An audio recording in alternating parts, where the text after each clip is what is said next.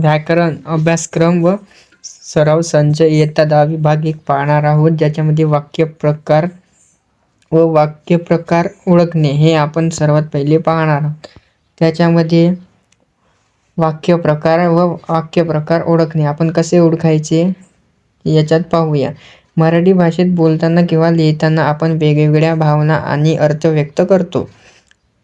त्यावरून वाक्यांचे 4 प्रमुख प्रकार ठरतात. म्हणजे जे आपण बोलताना किंवा लिहिताना वेगवेगळ्या भावना आणि अर्थ व्यक्त करतो, त्याचे आपल्याला 4 मुख्य प्रकार ठरतात आणि आहेत ते आता आपण अभ्यासणार आहोत. तर सर्वात पहिला आहे विधानार्थी वाक्य. विधानार्थी वाक्य सर्वात पहिला आहे. त्याच्यामध्ये त्याची वाक्य कशी आहे, ज्या वाक्यात केवळ साधे विधान केलेले असतात, म्हणजे असते, केवळ साधे विधान असते, त्याला विधानार्थी वाक्य म्हणतात. या वाक्याच्या शेवटी नेहमी पूर्णविराम येतो. म्हणजे या वाक्यामध्ये नेहमी जेव्हा वाक्य एंड होईल, म्हणजे खतम होईल, म्हणजे संपणार, त्यावेळी नेहमी पूर्णविराम हा चिन्ह दर्शवला जातो. पूर्णविराम ह्या अशा प्रकारे असतो. याच्यात कसं ओळखायचं, मराठी ही आपली राज्यभाषा आहे. विधानार्थी वाक्य याला आपण पूर्णविराम सोबत ओळखू शकतो. मुलगा दररोज सकाळी अभ्यासाला बसतो, हा झाला विधानार्थी वाक्य. त्याच्यानंतर आपण पाहूया प्रश्नार्थी वाक्य. प्रश्नार्थी वाक्य ज्या वाक्यात काही प्रश्न विचारलेला असतो, म्हणजे ज्या वाक्यामध्ये आपल्याला प्रश्न विचारला असतो त्याला प्रश्नार्थी वाक्य म्हणतात. म्हणजे या वाक्याच्या शेवटी प्रश्नचिन्ह येतो. म्हणजे या वाक्याच्या शेवटी जे आहे नेहमी प्रश्नचिन्ह येतो. तुझे नाव काय आहे याच्या शेवटी बघू शकता तुम्ही प्रश्नार्थी चिन्ह दिलेला आहे. तू आजचा अभ्यास केलास का, हा पण एक प्रश्नार्थी वाक्य आहे. त्याच्यानंतर कोणता आहे, समजलाय का तुम्हाला? समजत असेल तर कमेंटमध्ये नक्की सांगा.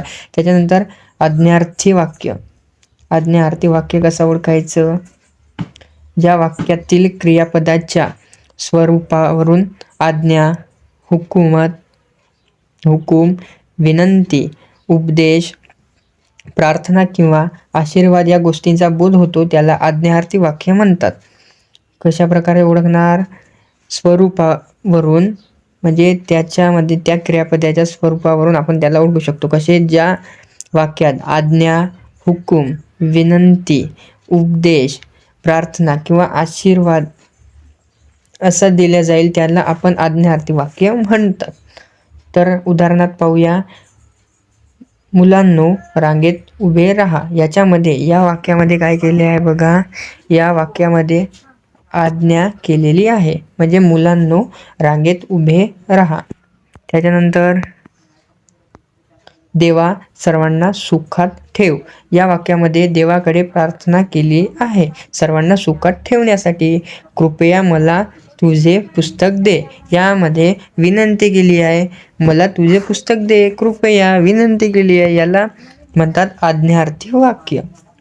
त्यानंतर उद्गारार्थी वाक्य. उद्गारार्थी वाक्य हा लास्ट आहे. याची व्याख्या कशी आहे, ज्या वाक्यात मनातील तीव्र भावना, म्हणजे मनातील जे तीव्र भावना आहे, म्हणजे आनंद, दुःख, आश्चर्य, भीती उद्गाराद्वारे व्यक्त होते, त्याला उद्गारार्थी वाक्य म्हणतात. या वाक्यात उद्गारवाचक चिन्ह असते. म्हणजे जेव्हा आपण आनंद, दुःख, आश्चर्य, भीती व्यक्त करतो तेव्हा उद्गारार्थी वाक्य म्हणतात. कसे, बाप रे केवढा मोठा साप आहे हा. याच्यामध्ये उद्गारार्थी वाक्याचा उपयोग केला आहे, म्हणजे चिन्हाचा उपयोग केला आहे. शाबास, खूप छान खेळलास. याच्यामध्ये पण उद्गारार्थी वाक्य केलेलं आहे. याच्यानंतर युनिट टेस्टमध्ये नंबर 2 पाहूया. युनिट टेस्टमध्ये विचारू जाऊ शकतो वाक्य रूपांतर. अर्थ न बदलता वाक्याचा प्रकार बदलणे. म्हणजे वाक्य रूपांतर म्हणजे अर्थ न बदलता, म्हणजे वाक्याचा जो अर्थ न बदलता प्रकार बदलणे, वाक्याचा प्रकार बदलणे. याचे नियम कसे आहेत, वाक्याचे रूपांतर करताना वाक्याच्या मूळ अर्थाला बाधा न आणता फक्त त्याच्या रचनेत बदल करायचा असतो. म्हणजे वाक्याच्या मूळ अर्थाला बाधा न आणता म्हणजे जे मूळ अर्थ आहे त्याला बाधा न आणता फक्त त्याच्या रचनेत बदल करायचा असतो. कशा प्रकारे ओळखायचं म्हणजे कशा प्रकारे राहते याचे स्वरूप. सर्वात पहिलं आहे विधानार्थी वाक्याचे उद्गारार्थी वाक्यात रूपांतर. विधानार्थी वाक्य, ही इमारत खूप उंच आहे. ही इमारत कशी आहे? खूप उंच आहे. याचं स्वरूप म्हणजे याचं रूपांतर उद्गारार्थी वाक्यात कसं केलं जाते? केवढी उंच इमारत आहे ही. हे अशा प्रकारे याचं उद्गारार्थी वाक्यामध्ये उद्गारार्थी वाक्यामध्ये रूपांतर केलेलं आहे. त्याच्यामध्ये नंतर आहे होकारार्थी वाक्याचे नकारार्थी वाक्यात रूपांतर. कशा प्रकारे केलं आहे? होकारार्थी वाक्य, तो नेहमी खरे बोलतो, म्हणजे तो नेहमी खरे बोलतो, खोटं बोलत नाही. नकारार्थी वाक्यामध्ये कसं होईल? तो कधीही खोटे बोलत नाही. हे नकारार्थी वाक्य झाले. त्यानंतर याच्यात टीप कशी आहे? येथे बरे म्हणजे येथे खरे चा विरुद्धार्थी शब्द खोटे वापरून वाक्य नकारार्थी केले, जेणेकरून अर्थ बदलणार नाही. अशा प्रकारे आहे. म्हणजे येथे खरेचा विरुद्धार्थी शब्द म्हणजे इथं जे आहे, इथं खरे बोलले आहे ना, त्याचा शब्द खोटे वापरून वाक्य नकारार्थी केले, म्हणजे खोटे वापरून नकारार्थी केले, जेणेकरून अर्थ बदलणार नाही. त्याच्यानंतर पाहूया आपण प्रश्न 3 काय म्हणताय? प्रश्नार्थी वाक्याचे विधानार्थी वाक्यात रूपांतर कसं करायचं? जगात सर्व सुखी असा कोण आहे? म्हणजे प्रश्न विचारला गेला आहे, जगात सर्व सुखी असा कोण आहे? विधानार्थी वाक्यात जगात सर्व सुखी असा कोणीही नाही, हा विधानार्थी वाक्य झाला, म्हणजे शेवटी पूर्णविराम दिला आहे. त्याच्यानंतर आपण पाहूया वाक्य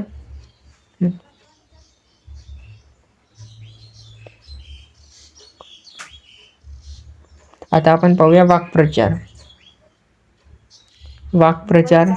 आता आपण वाक्प्रचार पाहूया, ज्याच्यात भाग 1 मधील पाठांमधले अर्थ व वाक्यात उपयोग पाहूया.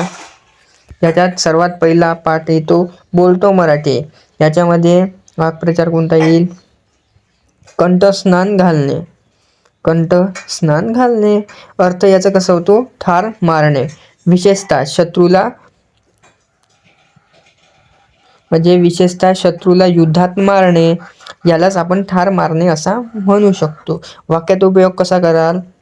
कारगिल युद्धात भारतीय सैनिकांनी सीमेवरील अनेक शत्रूंना कंठस्नान घातले, याला आपण कंठस्नान घालणे अशा याच्यानं दर्शवित आहो. कंठस्नान घालणे. तर दुसरा आहे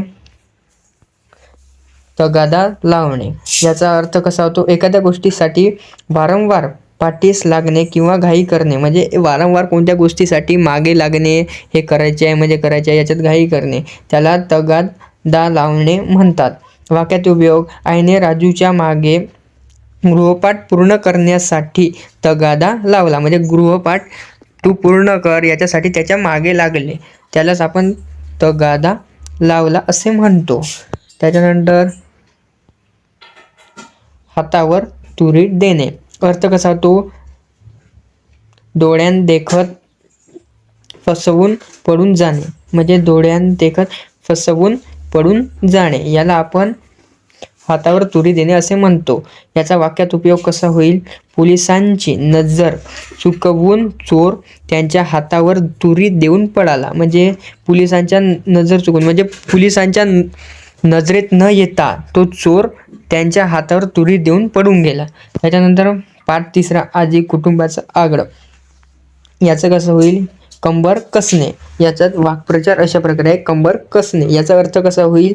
एखाद्या कामासाठी पूर्ण ताकदीने किंवा धैर्याने तयार होणे. याच्यात कसं होईल? वाक्यात उपयोग याचा वार्षिक परीक्षेमध्ये प्रथम क्रमांक मिळवण्यासाठी वर्गातील सर्व विद्यार्थ्यांनी कंबर कसली आहे, म्हणजे परीक्षेमध्ये प्रथम क्रमांक मिळवण्यासाठी सर्व विद्यार्थ्यांनी तयारी केली आहे, कंबर कसली आहे. असा याचा वाक्यात उपयोग होऊ शकतो. त्याच्यानंतर आगळं असणे, संरक्षण असणे म्हणजेच मजबूत आधार किंवा सुरक्षा कवच असणे. याचा वाक्यात उपयोग कसा होईल? संकटाच्या काळात एकत्र कुटुंब पद्धती म्हणजे घरासाठी एक मजबूत आगळं असते. म्हणजे संकटाच्या काळात एकत्र कुटुंब पद्धती म्हणजे घरासाठी एक मजबूत आगळं असते. याचा कसं होईल?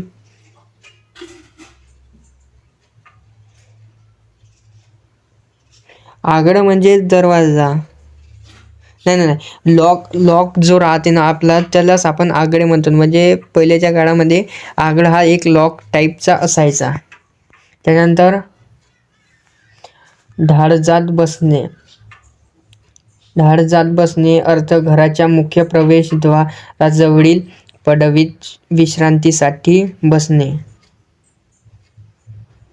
म्हणजेच वाक्यात उपयोग दुपारच्या वेळी गावातील वृद्ध माणसे ढाळजात बसून जुन्या आठवणींना उजाळा देतात. म्हणजे आपल्या भाषेमध्ये कसा राहील? घराजवळ काही बसण्याचं ठिकाण राहते, त्यालाच ढाळजात बसणे असा म्हणू शकतो आपण. म्हणजे घराजवळ कोणती जागा असते, जसं चौक असते, त्याच्यामध्ये कसे लोक बसून जुन्या आठवणी उजाळतात, त्यालाच आपण असं म्हणू शकतो. त्याच्यानंतर हुकूम चालवणे अर्थ याचा कसा होईल? स्वतःचा अधिकार किंवा मालकी जागवणे, म्हणजे स्वतःचा हुकूम जागवणे.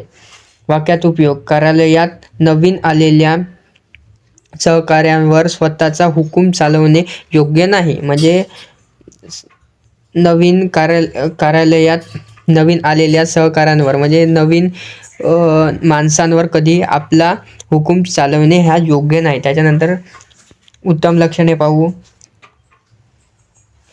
आळसे सुख मानणे याचा अर्थ कसा होईल?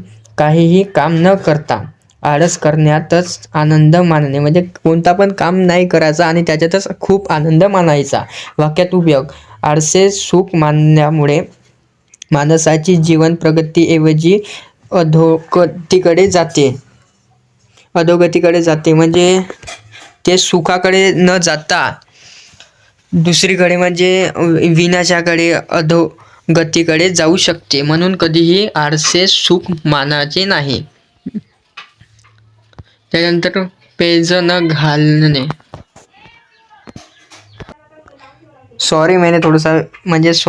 मी थोडासा व्हिडिओ स्टॉप केला. पेंज न घालणे तर अर्थ याचा कसा आहे? कोणाशीही विनाकारण शर्यत किंवा वाद न लावणे. म्हणजे कोणासोबतही विनाकारण शर्यत लावायची नाही. वाक्यात उपयोग सुजाण आणि समंजस व्यक्ती कधीही कोणाशीही अहंकारापोटी पेंज लावत नाही. म्हणजे जो समजदार आहे, शिकला माणूस आहे, ते कधी कोणासोबतही अहंकारापोटी पेंज लावत नाही, म्हणजे पेंज घालत नाही. त्याच्यानंतर अपकीर्ती सांडणे याचा अर्थ कसा होईल? वाईट प्रसिद्धी किंवा बदनामी टाळणे. त्याग करणे याचा वाक्यात उपयोग समाजात वावरताना माणसाने नेहमी अपकीर्ती सांडून उत्कृती मिळवावी. म्हणजे याचा उपयोग कसा? म्हणजे झगडा वगैरे करणे नाही. त्याच्यानंतर पाठ 5 वसंत हृदय चैत्र याच्यात लोभस असणे. याचा कसा होईल? मनाला भुरळ पाडणारे किंवा अत्यंत सुंदर असणे. वाक्यात उपयोग महाबळेश्वर येथे सूर्योदयाचे दृश्य पर्यटकांना अत्यंत लोभस वाटते. म्हणजे आनंद, मनाला शांती देणारा, अत्यंत सुंदर असणे. त्यानंतर नजर खिळणे याचा अर्थ कसा होईल? एकाच गोष्टीकडे एक आणि प्रभावित होऊन पाहत राहणे. एकाच गोष्टीकडे एकटक म्हणजे सॉरी एकाच गोष्टीकडे एकटक आणि प्रभावित होऊन पाहत राहणे. याचा वाक्यात उपयोग कसा होईल? बागेतील रंगीबेरंगी फुलांकडे पाहताच मुलांची नजर तिथेच खिळली. म्हणजे बागेत जे रंगीबेरंगी फूल आहे त्यांच्याकडे मुलांची नजर राहिली, तिथेच खिळली. त्याच्यानंतर आता आपण पाहूया शब्दसंपत्ती. शब्दसंपत्ती याच्यात पहिला येतो समानार्थी शब्द. समानार्थी शब्दामध्ये भारत. भारतचा समानार्थी शब्द कोणता आहे? देश, राष्ट्र, हिंदुस्तान. हे भारताचे 3 मुख्य समानार्थी शब्द आहेत. त्याच्यानंतर कोणतं आहे? झाड. झाडचं कोणतं आहे? वृक्ष, तरु, पादप. हे 3 झाडांचे आहे. त्याच्यानंतर पाणी, जल, नीर, तोय, उदक हे पाण्याचे आहेत. त्यानंतर समुद्र. समुद्राचं कोणतं आहे? सागर, सागर, अनर्व, रत्नाकर हे समुद्राचे आहेत. त्यानंतर आईचं कोणतं आहे? माता, जननी, माऊली हे आईचे आहेत. तर तुमच्यासाठी एक होमवर्कसाठी मी देऊन ठेवतो. तुम्ही मला सांगा कोणता याचा समानार्थी शब्द? कोणता सांगाल? तुम्ही मला नदी या शब्दाचा समानार्थी शब्द सांगा. नदी.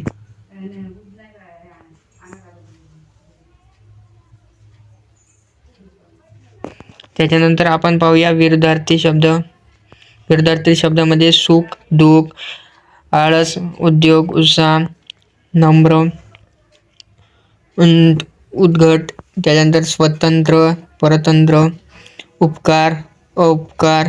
त्याच्यानंतर लिंग बदला म्हणजे जेंडर बदलणे आहे. त्याच्यामध्ये कवी, कवयित्री, लेखक, लेखिका, आजी, आजोबा, मुलगा, मुलगी, वाघ, वाघीण हे लिंग बदलामध्ये अशा प्रकारे येऊ शकते. ते बघून घ्या, इम्पॉर्टंट आहेत.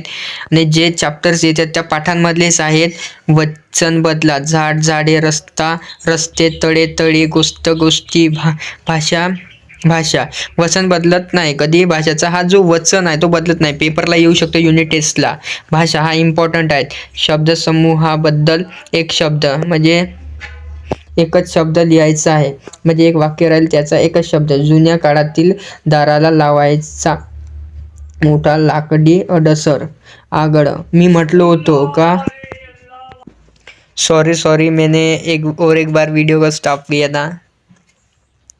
तर पाहूया आगळं म्हणजे जो जुन्या काळात आता जे आपण लॉक लावतो तशाच प्रकारे एक आगळा असायचा. जुन्या काळातील दारांना लावायचा लाकडी अडसर, त्यालाच आपण आगळं म्हणतो. स्वतःच्या फायद्याचा विचार करणारा म्हणजे जो स्वतःचाच फायदा करतो त्याला आपण काय म्हणतो? स्वार्थी. जो स्वतःचा फायदा पाहतो त्याला आपण स्वार्थी म्हणतो. देवाचे अस्तित्व मानणारा.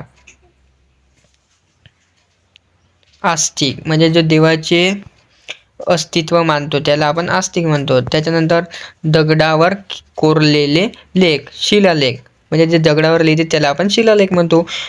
मोफत पाणी मिळण्याचे ठिकाण म्हणजे मोफत जे पाणी मिळते त्याला आपण काय म्हणतो? पाणपोई म्हणतो. त्याच्यामध्ये आता पाहूया 5वा लेखन नियम. लेखन नियम कसे असतो? Rules of writing. शुद्ध शब्द ओळखा आणि लिहा. अशुद्ध शब्द कसा आहे पाहूया याचा.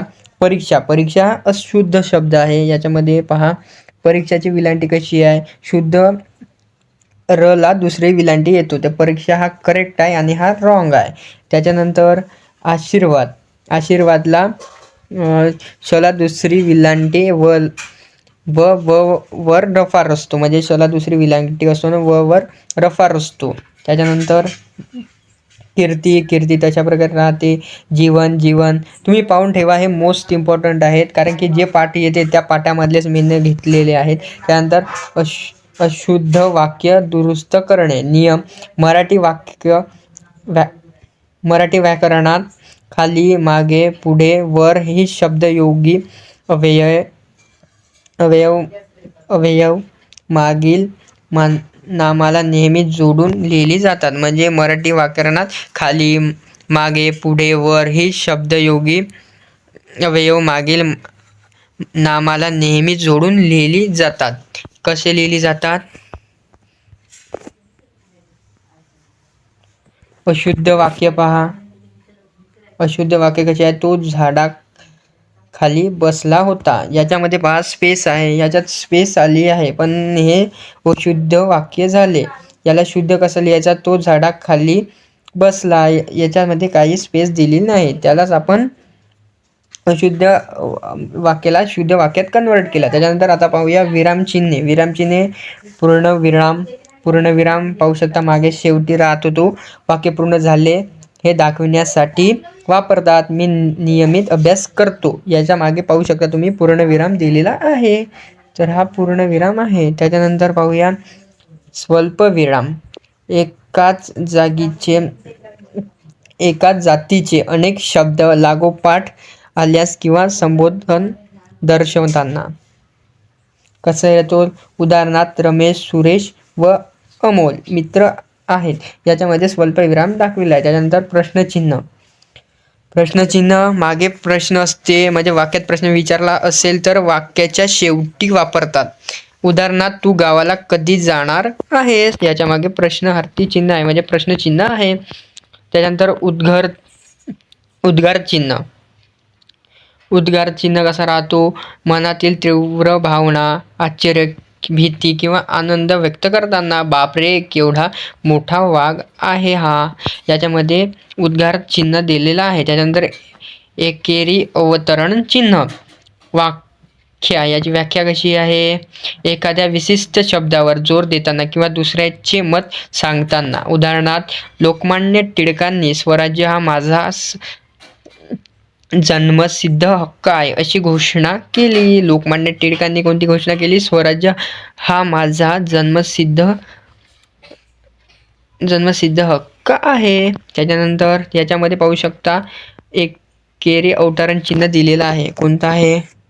हा वाला बघा, सॉरी, हा वाला अवतरण चिन्ह दिलेला आहे. हा वाला नाही तर इंड होताना हे इथे दिलेलं आहे. त्याच्यानंतर दुहेरी अवतरण चिन्ह. व्याख्या. बोलणाऱ्याच्या तोंडाचे शब्द जसेच्या तसेच लिहिताना वापरतात.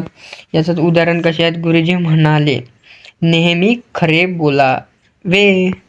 हे दुहेरी अवतरण चिन्हामध्ये दिलेलं आहे. तर अशा प्रकारे आपण कंप्लीट केलेलं आहे. व्याकरण पूर्ण हे येऊ शकतो युनिट टेस्टमध्ये, कारण की जो पहिला युनिट टेस्टचा भाग आहे त्याच्यामधूनच हे प्रश्न घेतले आहेत, त्याच्यातलेच उदाहरणं आहेत. हे येऊ शकतो. त्याच्यानंतर तर पूर्ण पाहून ठेवा. काल मी लाईव्ह आलो होतो, ह्याच भाग घेतला होता, पण कसा झाला, बरोबर क्लिअर दिसत नव्हता, कारण की फर्स्ट टाईम मी लाईव्ह घेतलो होतो. तर याच्यामध्ये पण मी तोच भाग दिलेला आहे. कोणती गलती झाली असेल तर माफ करून टाका. कमेंटमध्ये नक्की सांगा व्हिडिओ कसा झाला आहे, आणि लाईक अँड सबस्क्राईब जरूर म्हणजे करून टाका. ओके, भेटूया नंतरच्या व्हिडिओमध्ये, नेक्स्ट व्हिडिओमध्ये. Okay, bye.